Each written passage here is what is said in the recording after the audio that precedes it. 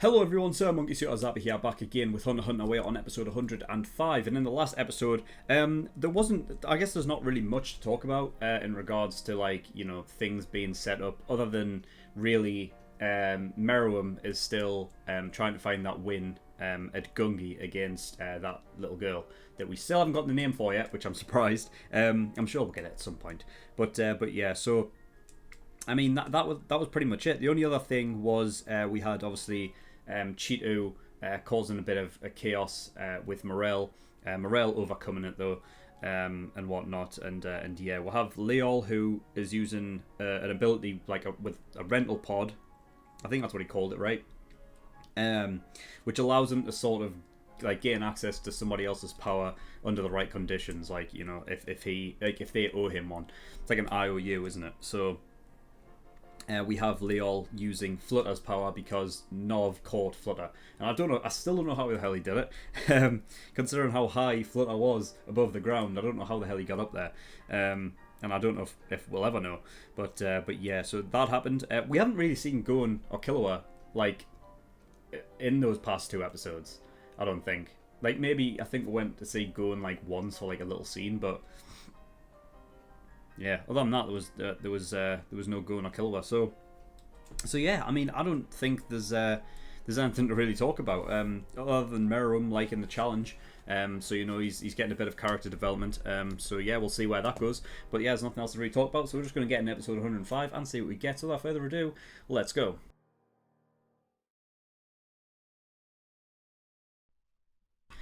Okay, episode 105 there. Right, well. I don't know what is Palm doing this of her own accord? I mean, that's what the narrator said. I'm starting to become totally untrustworthy of the narrator, because some of the stuff that he says just doesn't end up happening. Because he says stuff like something's about to happen, and you're supposed to take the narrator as the meta guy, the guy who's you're supposed to be able to trust with everything that he says, and then the story ends up changing anyway. But he was saying that Palm is thinking of infiltrating on our own.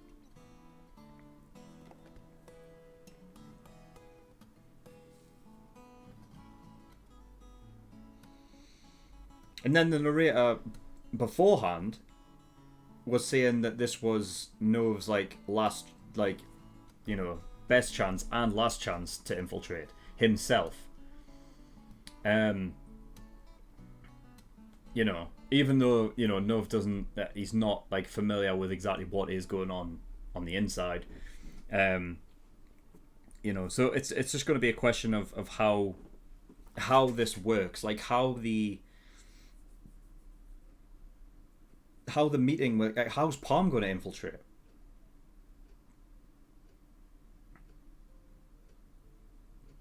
Unless it is because he was saying that he needs help with because otherwise he's gonna be overworked or something. He needs to convince them. So unless he gets them in via via that excuse that they're coming in to help him with the workload, then I guess that's her way of infiltrating. That's great though. That's great. As long as nothing happens to her. Fuck. Jeez, because I mean it's the most dangerous place in the world right now. And I don't know how Nov's going to take it. I mean, I imagine Palm is doing this. If she is doing this fully of her own accord, Nov is completely unaware of it happening. That she's doing it obviously to assist Nov, right? Because obviously she loves him and stuff. So to basically gain favor with him, I'd imagine. So yeah, that's fucking, it's crazy. Right, and then we'll go back to the... In fact, actually, no, we'll continue on with the 3 humans alive that are inside the castle. So obviously we've got the Gungi girl. Diego... I'm sure he was dead. I'm sure the king killed him. I'm sure he did. And I thought when he was coming back and he was being seen on the news and whatnot, that was just her... that was just Neferpito, repairing him and stuff, and then kind of puppeteering him to act that way.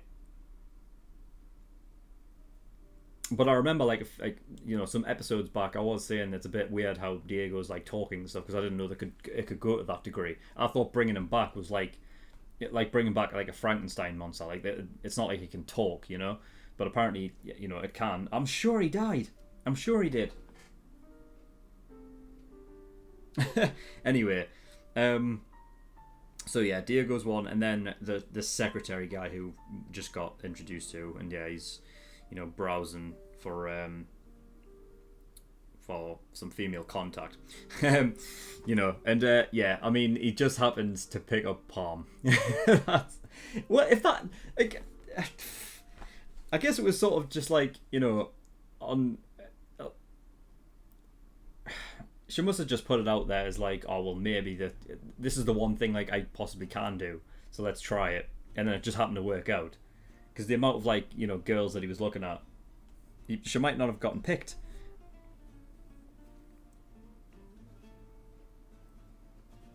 Jeez. All right. Well, back to the beginning. So, King Meruem wanted a wager on the game. Or, well, he said that he wanted a wager. He just wanted it out of... well, he wanted the wager to actually go through based upon fear. So, like, the fear of losing because the loss of what he was, like, wanting to be her left arm. Which obviously isn't nice at all. And, a reward for winning. So, the idea is that, he's basically playing outside the box tactics by trying to figure out if her mind isn't entirely focused on the game, that there will be like she will screw up and that'll cause her to lose. But because she is so like she has only ever cared about Gungi, that when it comes to both fear and a reward, like the fear of loss of anything, or the reward for winning something at the end doesn't it doesn't cloud her judgment or anything like that, but it's sad. It's like because I mean I said it last episode in the discussion. I said that I feel like this is the only thing that she's ever done or that she's good at, and she's just not good at anything else, and that's why she's so good, because that's the one thing that she focuses on. But it's sad like that she's reliant upon that one thing, so that if she was ever to lose, it's as it's as good as being like, I'm no good to nobody, like, so I might as well just die.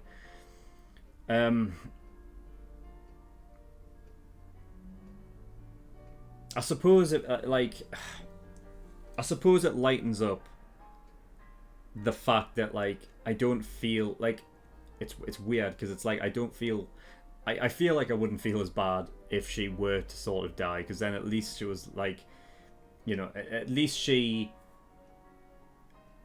can sort of like she can take it, like she's the one that would personally ask for it. But still, it's very sad. I don't want anything to happen to her. I really don't. Let her be the fucking Gungi champion forever, please. So yeah. And the fact is that when it comes to the reward, even if there was one, which I don't know, I guess at this point it may come back in the future, because they did. I mean, they spent a little bit of time on it, but then it wasn't entirely meant to see what she would want as a reward, more than it was to sort of give her more character development on who she is as a character. So it may not even come up again in terms of a wager, but I would probably guess that if she was to win, the reward would be something that she can give to her family, I'd imagine, because that was the only other thing. Like, for herself, I don't think she really cares, because she only cares about Gungi. So for herself, it would be pretty sort of irrelevant what she got. Whereas for her family, which is what she said, that by being the champion of Gungi, like I am able to sort of like that's the crux for her with her family. Like she's the Gungi champion, and therefore she's sort of she's sort of like she sees it as being valuable to her family because of that. So I imagine it would just be like another thing of winning something, getting something that she can provide for her family. But yeah, so instead of that, yeah, she offered her own life instead. But then after hearing all of that, Meruem literally apologizes and rips off his own arm because he realized that it was him that doesn't have the resolve. What? This girl is like changing Meruem. Like she really is. Like he doesn't stand for anything. Like anything the king orders, you do. And she not only like stopped him, like she essentially like blackmailed him. She successfully blackmailed him with that. It's great. And for the sake of himself, and for the sake of Shire as well, because Shire would have been gone right there. He would have been brown bread. So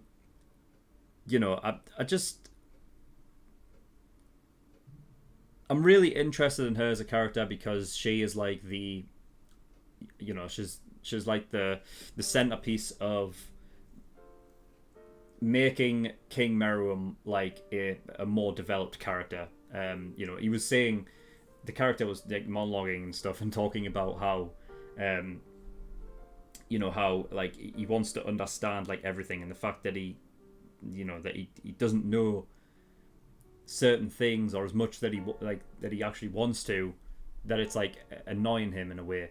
And I feel like she is like the gateway into sort of breaking through to him and allowing him to see things from other perspectives, and not just him being sort of, I mean, I don't see it being a case of him ever changing really he wants to be on top of the world, like he wants to rule, I guess, but there can be more of an ideology behind it. There can be more of a reasoning as opposed to just being I'm the king, So yeah, we'll see how that develops. But yeah, I love that it's just like a blind little girl who has nothing about her except for the fact that she can play this game and she's the best at it, and that is it. It's just a lowly little girl that is able to change his ways, as opposed to as opposed to like go and doing it, like just because he's like the protagonist, and because he like never gives up, and that's what inspires him to change or anything. It's just a little girl who can play a game well. It's great. So yeah, Nov and Morel to infiltrate the palace. Or I guess Nov more so, by obviously using the portals and whatnot. So theoretically, he needs to get in there, right? He needs to be able to get in there, place the portals, and then get out. And he can go in and out as he pleases, but he says that everyone else can only leave via the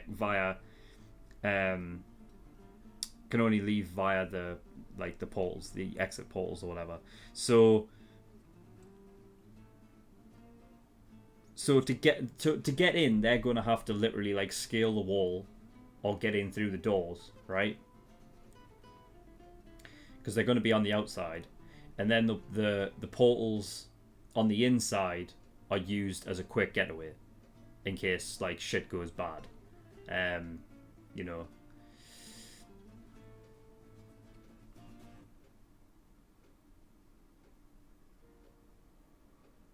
just wondering, like, why is there like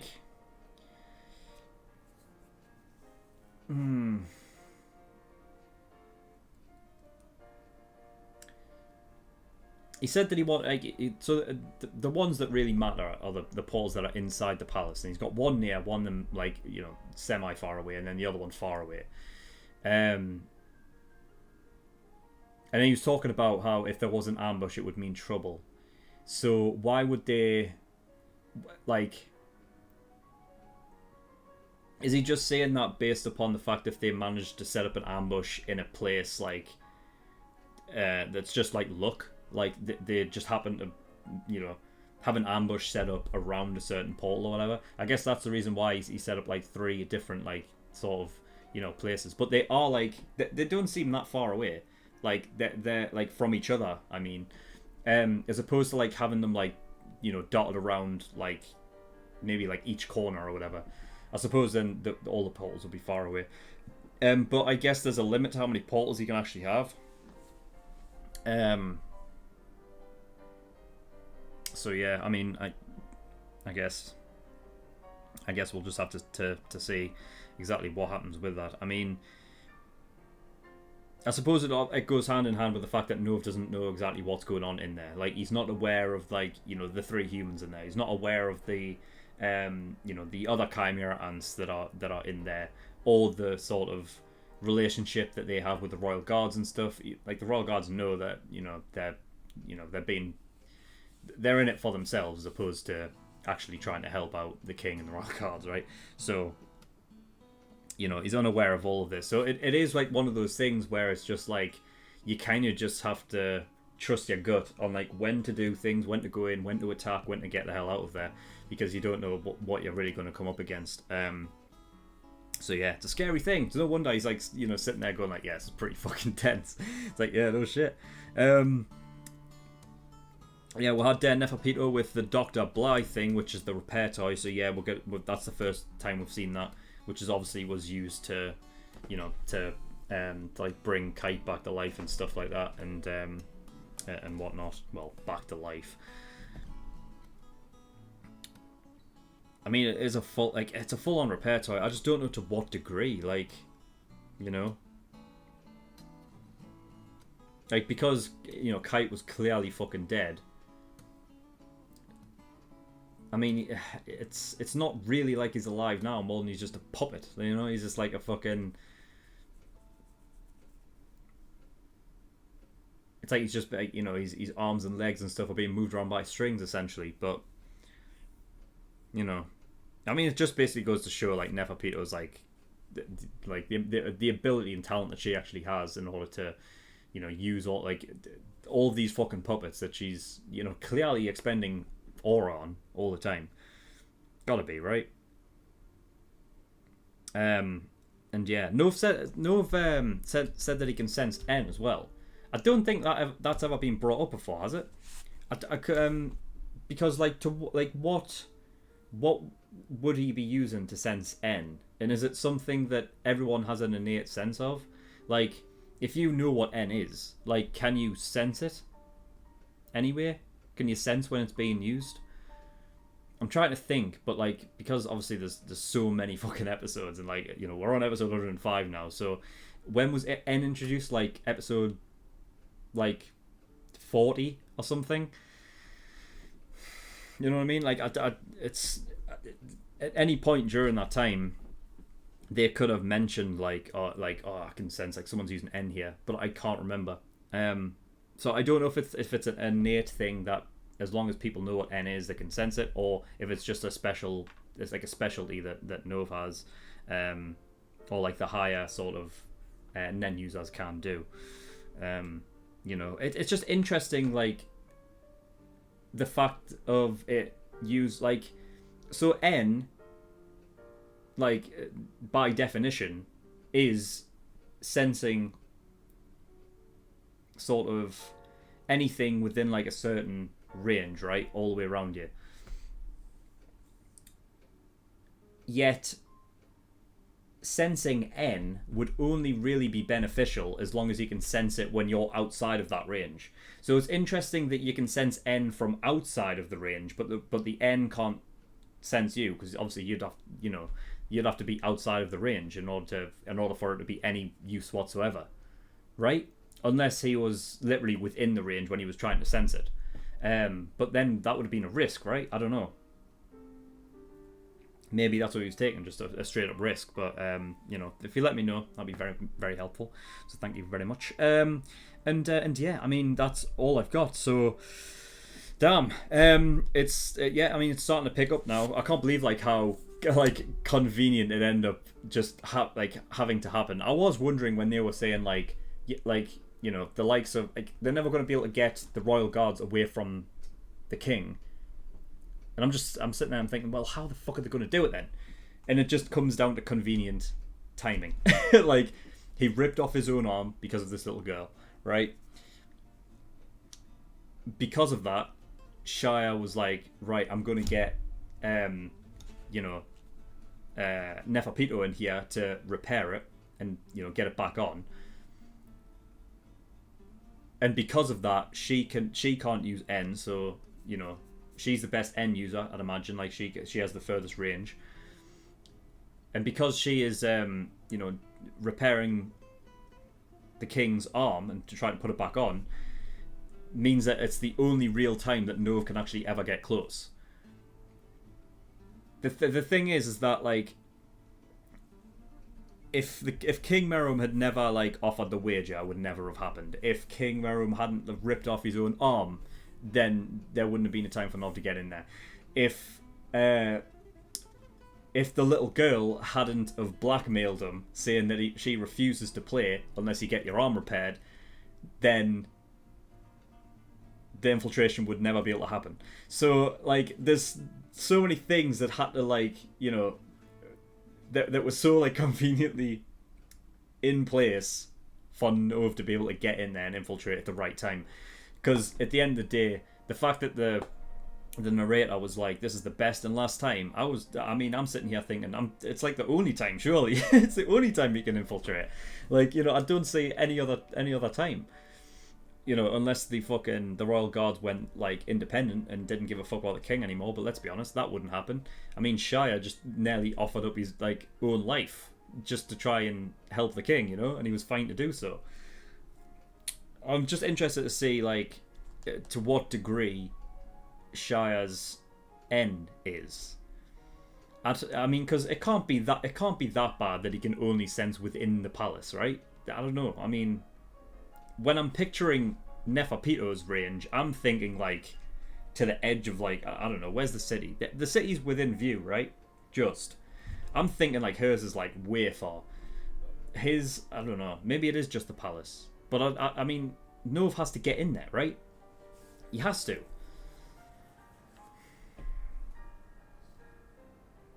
So I'd have to assume that Shire hasn't like gotten to the point where he's using N yet and looking out. Maybe that's why the narrator's like, this is the last time, because if he doesn't do it now, then, you know, it's too late. There'll be a lookout next time. So he has to do it now to get in there. I can imagine what will happen is that Nov will get in there, Shire will get up to use N, he'll send something for a second, go have a look, and there'll be nothing there, because Nov would have placed down the portals and then he would have used them to get the fuck out of there immediately, and then Shire will be left confused, like saying like, I'm sure I sent something here. I think what could happen is that we could have a situation where it depends on Leol, because Leol saw Nov use the portal. If Leol gets back and is able to you know, tell the royal guards about that information, then it could completely fuck up their whole plan. The only thing is that obviously because Leol obviously doesn't want to, like, he's acting like he's, you know, he's helping them out and stuff, but in reality, you know, he's obviously out for his best interests. So it's a question of whether he'll even tell them it. And also the fact, I'm surprised that Leol didn't even like remark about the portal at all, because wasn't that a thing? Like, you had Flutter who was confused because Nov had like used the portals within like back alleys and stuff, so that no one could see what where he was, like what was happening, what he was doing. So surely they aren't aware of Nov's. They weren't aware of Nov's power. I'm thinking that was the first time they'd seen it, right? Because wasn't it like a couple episodes ago, Leol was like asking what Nov's power was, and he wanted to know. I'm surprised he never remarked about it, but you know, I don't know, but we'll have to see. But yeah, that's all I've got for this episode. So thank you everyone for watching. In the description below, I've linked certain things. One of them is the Discord, so you can get yourself over there if you want to. And I also have a Patreon page as well.